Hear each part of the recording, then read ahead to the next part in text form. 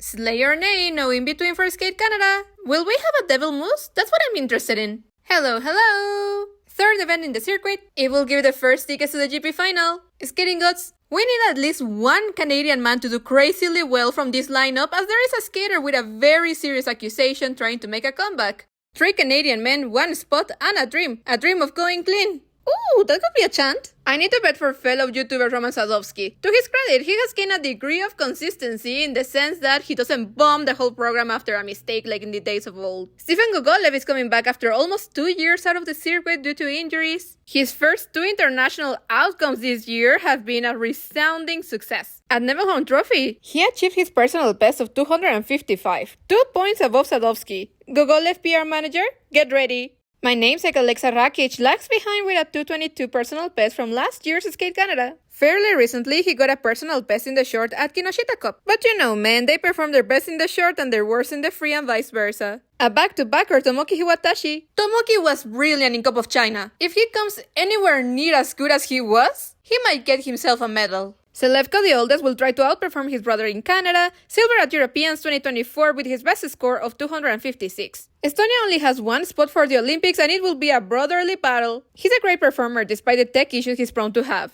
Mr. European Surprise, better known for his "let me take off my AirPods." Vladimir Samoilov from Poland is debuting in the GP. Back in January, everyone was left stupefied when he ranked 3rd after the short. He's a man though, and he fell to 10th overall, but he's a skater with the most potential to shake up the standings. My mom's crush and favorite, Nikolai Memola, starts his campaign for the Olympic team. I need that team to be Matteo and Nikolai. He must prove that he's Italy's big dog. Personal best 265. From where? Well, from his home, Lombardia this year. Nikolai, you better skate well or you'll disappoint my mom, and you wouldn't do that, would you? His quadlutes do not look like quadlutes, but he's a European silver medalist. His long limbs are both an advantage and a disadvantage. His extension can be gorgeous, but it can also make him look stiff. Next up, apologist number 1, who doesn't care that his coaches intimidated a minor into silence when harassed by a prominent skater, and has gone as far as to defend them, but who remains a fan favorite because he's a talented skater. Kevin Amos is a probable medalist since this is not Europeans. I look forward to see his zero axel. He's the king after all. Nikkei Gatse will do his best to hedge his chances for the Grand Prix Final. I want to like him so badly because he's just a victim of circumstances, but I can't. He just needs more passion, more energy. With a couple of solid performances and what I think is the start of Georgia's push for the Olympic medal, I like his chances for the podium. The main course of this event is the 2025 recreation of the Boshin War. Kao Miura and Kazuki Tomono will go head-to-head for the first time with their eyes set on an Olympic ticket. Japan constantly changes their mind whether or not to consider international events into their selection process. This event might be meaningless, but could also be a good show. Kazuki Tomono, with a dashing personality and a high score of 273, needs to prove that last season was a blop due to his injury and that he's ready to take the mantle for Japan. His short programs are historically great, consistently placing him in the top 3. The free has been the issue. What's more, he's gone back to Halston, one of my favorite programs from that season across all disciplines. Didn't make my top 10, because that was just a great year, but it was one of my favorites. On the other side, we have my man, the explosive in more ways than one, Kao Miura. This will be his second event after a soul-crushing day in France. I will not talk about it anymore. I will allow a couple of mistakes. I'll breathe in and out in your stead so you don't rush your jumps. Skating Gods, I know you hear me. Help him believe in himself and to not rush his jumps. Thank you. It's Day of the Dead in Mexico. I don't want to put his picture in the altar.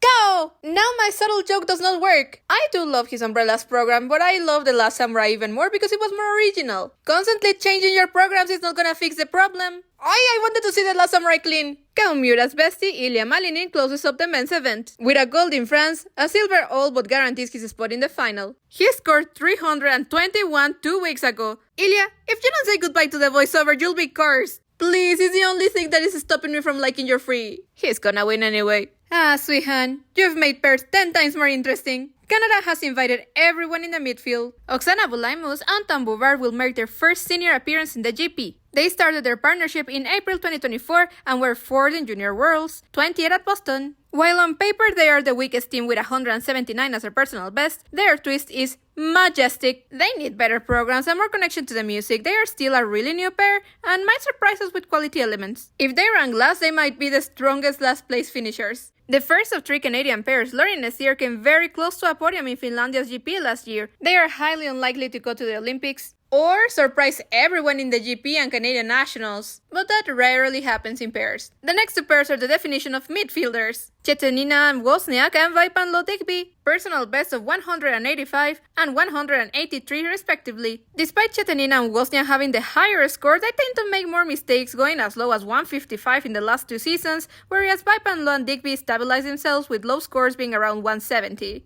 It will be a very close race between them. They normally rank next to each other in the standings, and it'll get closer at Europeans. Great pairs to watch that simply exude love for skating. The pairs who will fight tooth and nail for the bronze are the North Americans, the Canadians Leah Pereira and Trent Michaud, and the Usonians Ellie Kam and Danny O'Shea. Leah's and Trent's worst and most problematic element is their side-by-side, because of course it is. And their programs are not that good. Well, Ellie's and Danny's Achilles heel are their throws. I am yet to do the math, however, they have fallen much more than they have landed it. Or should I say them? Not once have I seen them land a very good throw. The Usonians have the edge on programs since they bring many original transitions and overall skating skills, which might make the difference between bronze and fourth. My Aussie babies are not appearing on this GP, not because of injury, but because something worse. Bureaucracy. In order for Anastasia to get the Aussie nationality, she must remain in the island for a specific amount of days a year. That means we probably won't see them until 4 continents.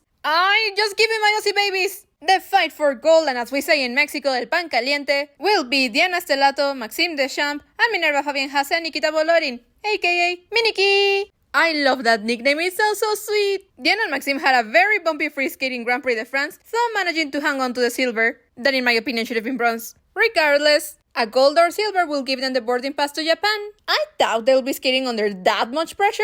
Sure, they are at home and they want to prove that they are better than what they show in France. Ultimately, they don't need to win. They just need to be close to Miniki in order to fight for the Olympic medal. Speaking of which, Miniki's ambitions are beyond any Grand Prix event. In their last 20 competitions, they have scored lower than 200 twice. Last time was Europeans 2024 during their first season together. 2 months later, they were world's bronze medalists. Their average score from last season and the 2 competitions they entered in September is an outstanding 214. Last year, they were a wonky lift away from being world champions. From my POV, they will be the ones spearheading and setting the pace for pairs all season. Nina Pinzarone has withdrawn from Skate Canada. Funny how no one is replacing her. Representing Korea, Asun Jun. Last year she was Korea's number 3. With Youngyu's return and Jia Shin going senior, Asun will need to skate like never before for a chance to displace the other girls. She was supposed to be in Cup of China. Due to Yan Xian withdrawing so late, she couldn't make it on time. She doesn't have much international experience. Her scores are usually around 180. Uliana Shiriaeva, a completely new face in the circuit, has only participated in 2 international events, Junior Grand Prix Istanbul in 2023 and then Eastern Memorial 2024. She's the kind of skater who sings when she's skating, and that's always cute. Personal best 178. Fellow Canadian in contention for the Olympic team, Sarah Motepoix, has landed a triple axel. She's prone to under rotations and her components don't go above 7s. Her personal best is from this year's Nepela Memorial. Oh, Canada, you should have sent your skaters more often during the quad. The captain of the squad is competitive fireball Maddie Skizes. She loves the adrenaline of competition and a vibrant crowd. Canadians, you better show up for her. Maddie has had a very up and down quad, soaring high in the 190s and falling to 150s. I must say she's my favorite Canadian and I sincerely desire this is her season to shine. Furthermore, Gabby Daleman, the queen of the triple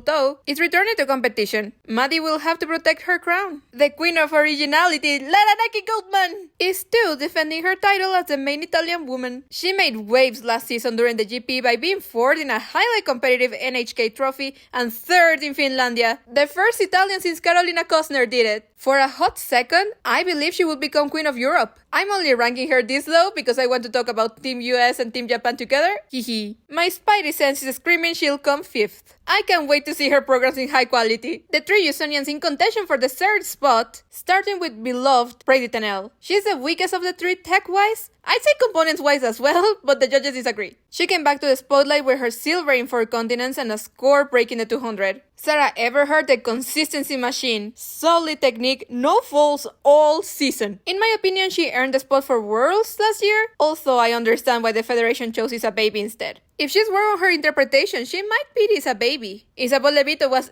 ever so close to the podium in France. With her score of 212, she would have been gold last year in the same event. Would have medal at Cup of China. She had the misfortune of going against 3 of the strongest skaters of Team Japan. As if that's not the case every week. Were she to be clean this weekend, Isabeau will have a medal. For her to have a good chance to reach the final, she'll have to take the gold from Mone Chiba. Mone Chiba is the leader of the Japanese unit, something I wasn't expecting to say. She started the season strong with 213 at Emelhorn and 216 at Kinoshita Cup, just a couple of tenths above what Rion scored in France. I have an eternal beef with her because she drops her performance when she makes mistakes. When she's into her performance though, it's a delightful experience. She's repeating her last year's short, which is a decision I can stand behind. Her edges and flow are a treat for sore eyes. Not only Isabeau lies between money and gold, Ami Nakai is here. This little fireball who took the win from Kaori Sakamoto 2 weeks ago will compete against another world medalist. Her triple axel is her greatest asset. I'm interested in seeing what the Japanese judge will do if both go clean. In France, the Japanese judge ranked Kaori first, Rion second, and Ami third.